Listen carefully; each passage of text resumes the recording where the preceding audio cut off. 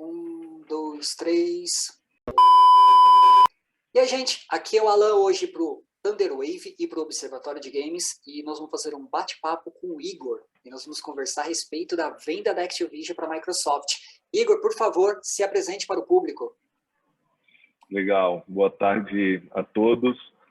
Meu nome é Igor Laluz, eu sou Head de Educação na Saga.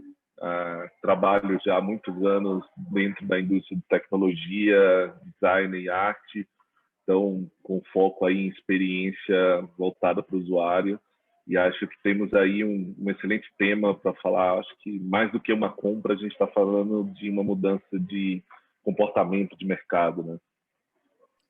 E logo começando com isso, o que representa para o mercado essa compra da Activision pela Microsoft? Porque foi assim um estrondo que caiu, né? Foi uma surpresa pelos acontecimentos, principalmente para a Activision no ano passado ela sofreu muito, né? Com processos e tudo mais, e não é uma compra muito aguardada. Eu acho que tem algumas características aí que trazem essa surpresa, mas também diria que o movimento não causa surpresa, assim, da compra da Microsoft comprar uma grande da indústria de jogos. Eu acho que a escolha da Activision talvez uma grande surpresa, até pelo cenário que ela vinha atravessando, né, de muitas críticas sobre a gestão, sobre o CEO, e que inclusive era uma grande expectativa sobre a continuidade do CEO da Activision ou não ainda na Activision, e a Microsoft anunciou que ele permanece como CEO, né? Então alguns até falam que talvez seja a grande vitória dele aí nos últimos tempos, porque a gente viu aí com esse movimento as ações da Activision subir aí quase 38%. Então a gente teve aí um resgate da imagem da Activision nesse sentido. Também olhando a Microsoft, eu acho que é a maior aquisição da Microsoft, né? Acho que antecedente a isso, a maior aquisição da Microsoft tinha sido a compra do LinkedIn ali por 26 bilhões, né? Então a gente está falando aí de praticamente o triplo, olhando ali em números mais absolutos. Mas também a Microsoft ela já vinha aí desde 2014 no movimento de aquisição de algumas grandes da indústria de game, né? Então ela fez uma aquisição em 2014 ainda grande. O ano passado também ela teve uma grande aquisição, então de 2014 para cá ela também investiu aí quase 10 bilhões em aquisições na indústria de game. Eu acho que hoje se especula muito também sobre... eu acho que se vê ainda só uma pequena camada, eu vejo na discussão, do impacto da aquisição da Activision com a Sony e o PlayStation. Então, ainda se fala muito mais dessa indústria.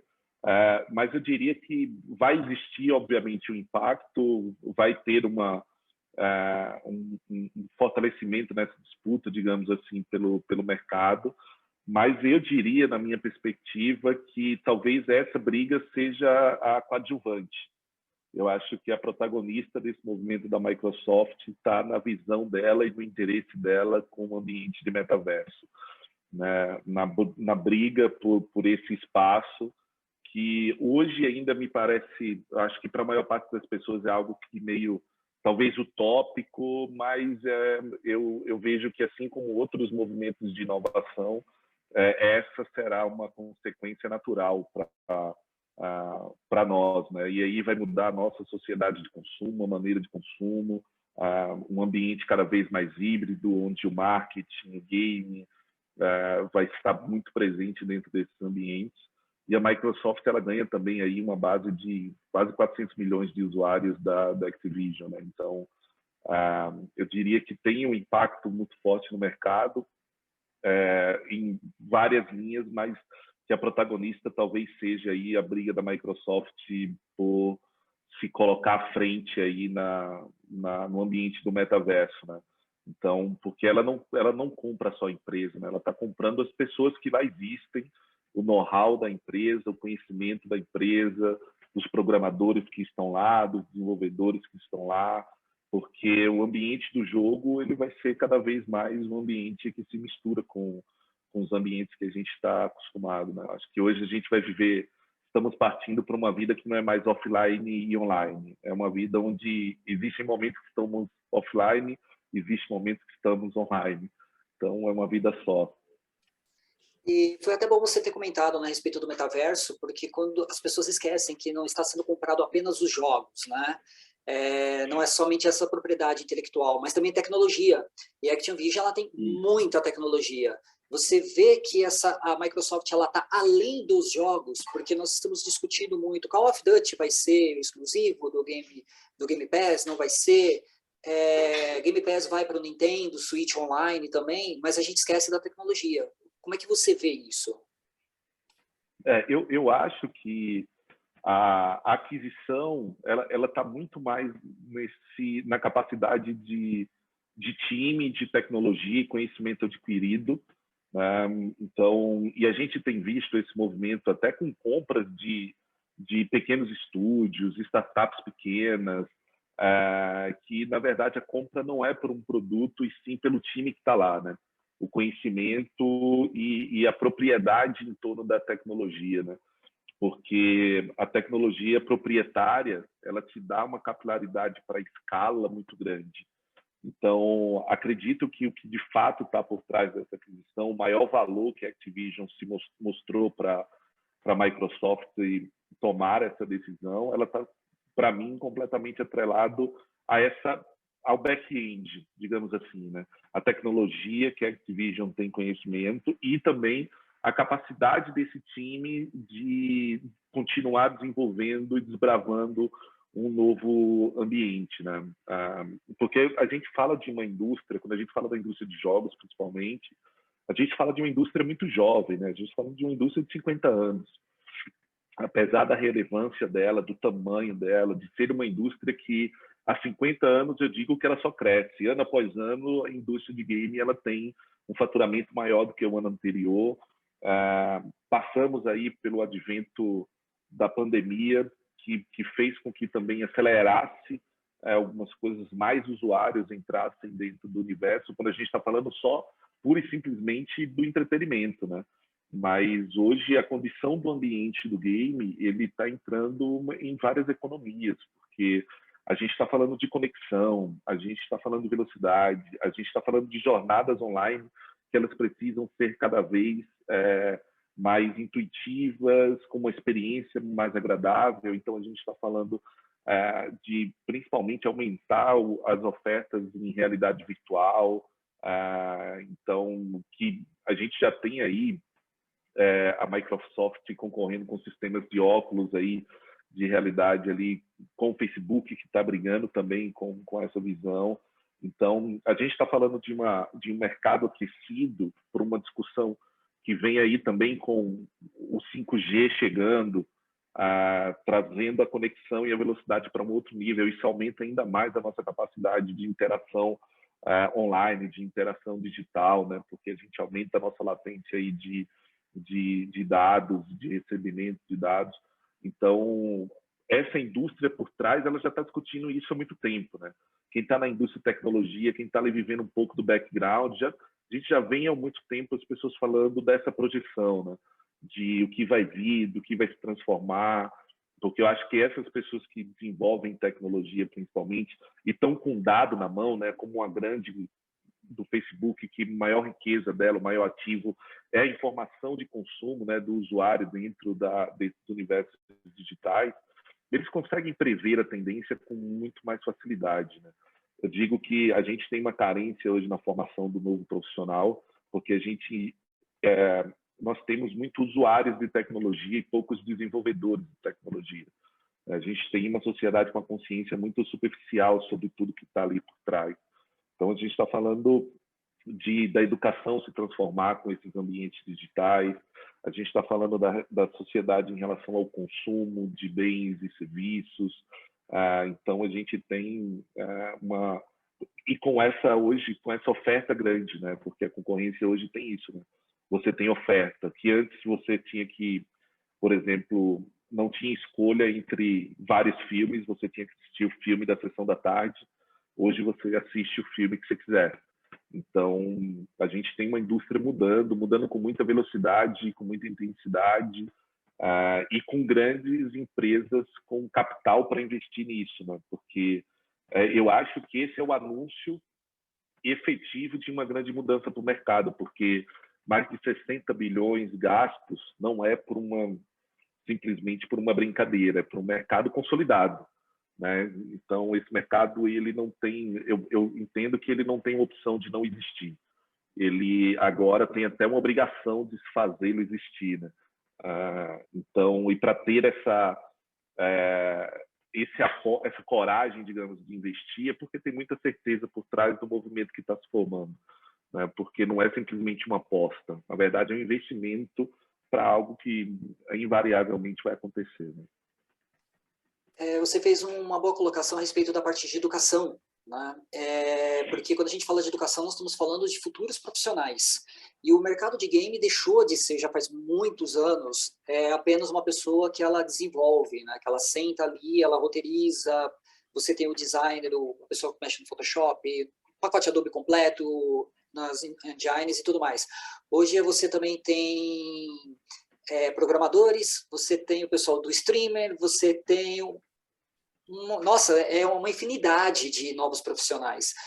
Como é que você vê essa compra da Microsoft com esse profissional e como é que as pessoas que hoje, né, estão querendo entrar no mercado, elas olham essa compra da Microsoft, elas deveriam, né, enxergar o futuro dela daqui 1, 2, até mesmo 5 anos?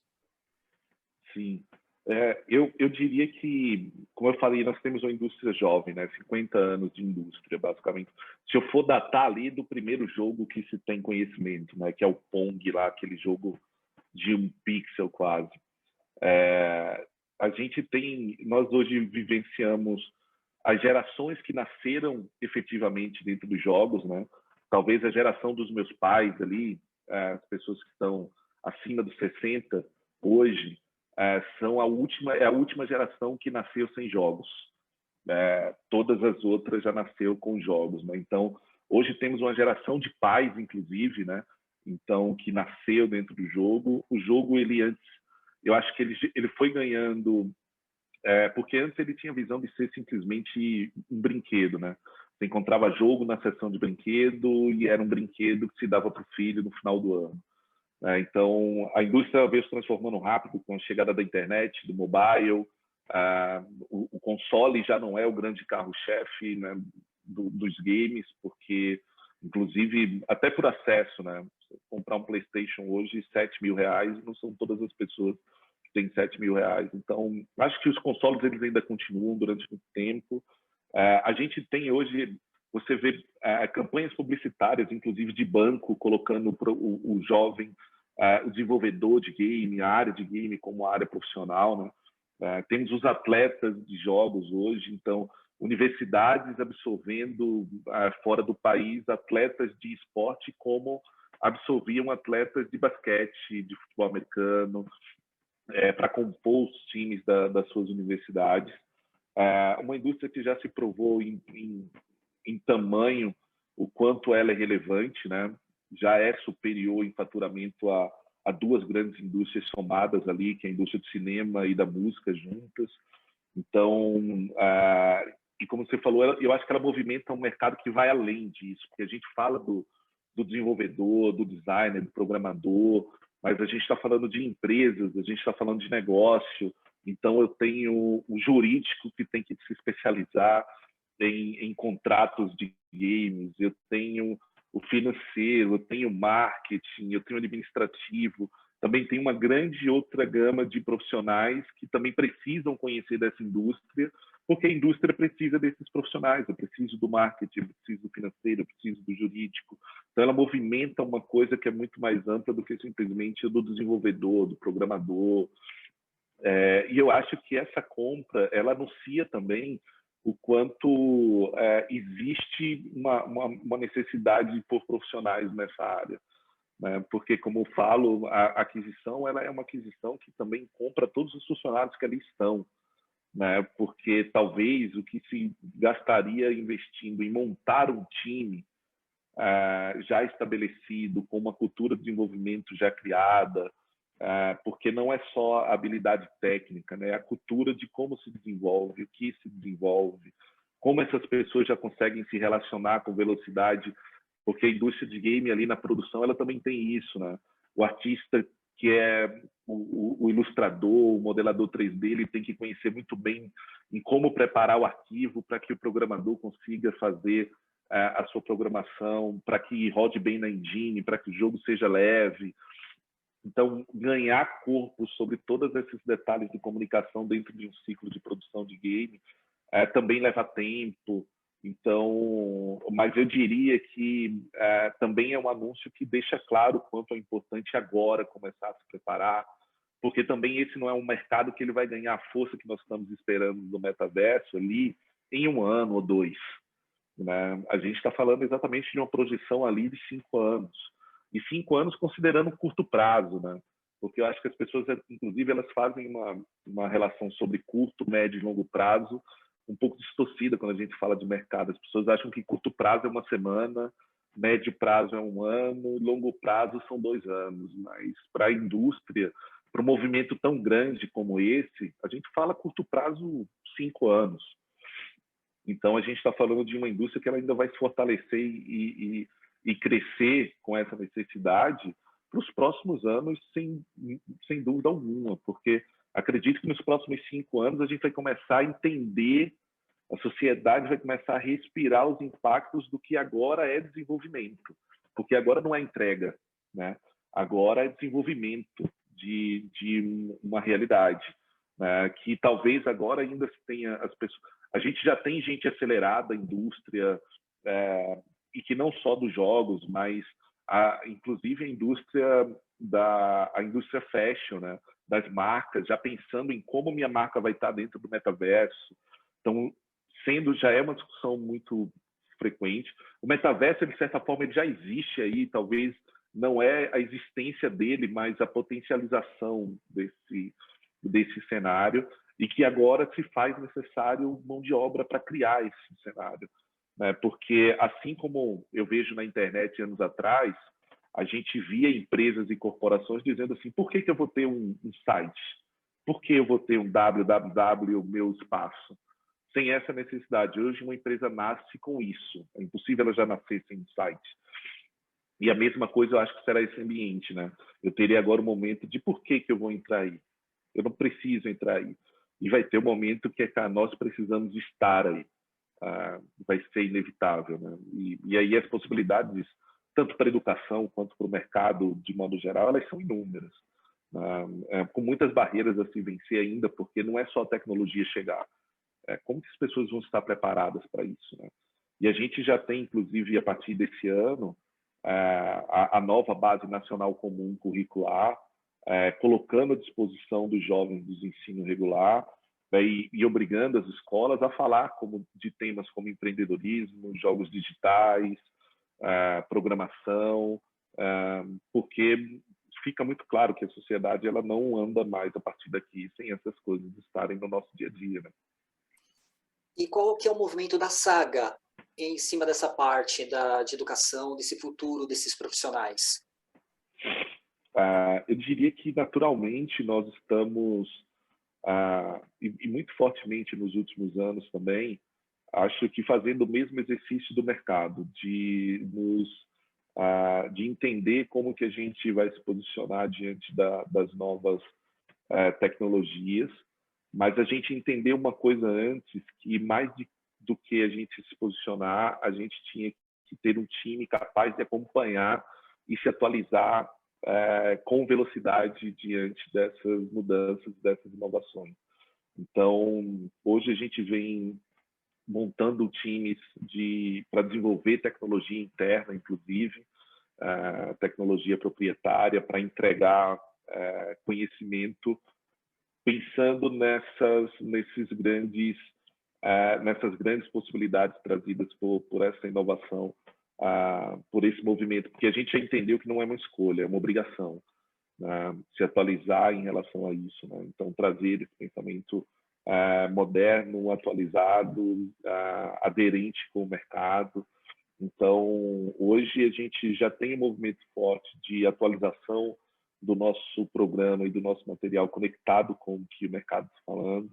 e a gente está pensando também nos níveis que a gente pretende formar, né? Então, porque a gente tem ali um momento que é a entrada, né, do jovem, onde a gente não quer exigir muito ainda a perspectiva sobre a indústria, mas que ele se desenvolva e ele entenda os benefícios daquele conhecimento sobre jogos, sobre arte, sobre design, para a vida dele como um todo, né, que é mais uma possibilidade. E que a partir disso a gente encontre ali as oportunidades de ir mostrando, consequentemente, o que a indústria tem. Então, hoje a gente está pensando e brigando para desenvolver tecnologia internamente, para que a gente consiga também estar dentro desses ambientes, assim, com propriedade. Isso é fantástico. E, por favor, Igor, como é que as pessoas podem fazer para entrar em contato com você, para saber mais a respeito dos cursos da Saga, como que a Saga funciona? Deixe, por favor.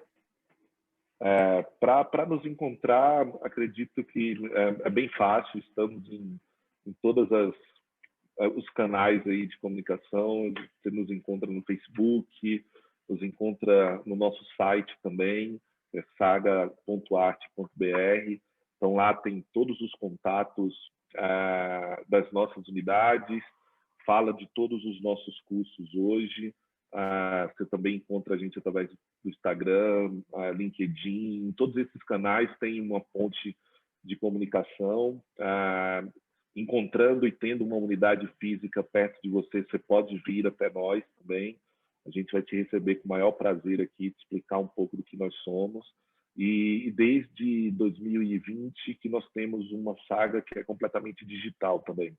Então, que temos aulas ao vivo com o professor, mas num formato 100% digital. Então, pessoas do Brasil inteiro podem se conectar conosco. Então, hoje nós temos alunos aí de estados que não temos unidades físicas. Então, falar conosco nesses canais, com certeza você será respondido. E caso queira me conectar também, me procurar, eu respondo com o maior prazer, poder ajudar e falar um pouco sobre esse tema que às vezes nem parece trabalho, né? Falar sobre isso é um grande privilégio, poder estar numa área que nos proporciona ver a transformação e entender que algo que antes era uma brincadeira vira coisa séria, né?